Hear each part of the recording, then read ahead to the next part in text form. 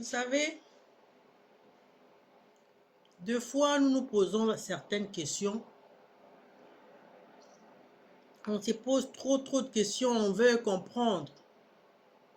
Pourquoi ça? Pourquoi si?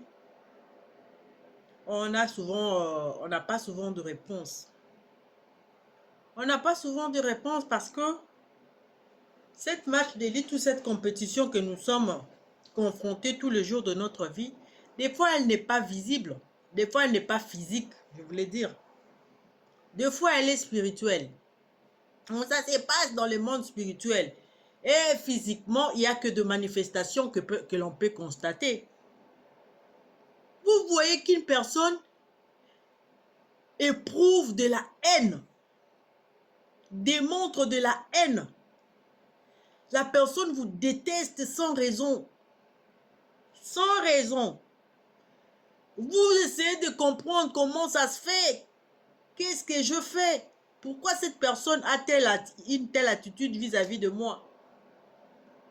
Simplement parce que vous avez quelque chose que vous ne savez peut-être pas, mais l'autre dans le monde spirituel, cette personne-là connaît qu'est-ce que vous avez. C'est que vous avez. C'est quoi votre valeur? Quelle est votre étoile? Et c'est sur ça qu'il est en train de combattre. Comme il n'arrive pas à vous atteindre, il n'arrive pas à arracher cette gloire qui est en vous. La seule façon de pouvoir se rabattre, c'est par rapport à la haine. C'est par rapport à la haine. Alors que vous n'avez rien fait. Donc voilà, la personne veut à tout prix avoir la chose que vous avez, la vie que vous avez. Il n'arrive pas. Il vient avec ça, la haine, l'adversité, les oppositions inutiles. Il va même plus loin. Il va même s'associer avec des gens pour aller ternir l'image, votre image. Il va plus loin pour ternir afin de vous empêcher d'accéder encore plus à autre chose. Donc, ils vont faire des coalitions comme ça. Ils vont faire des rassemblements comme ça.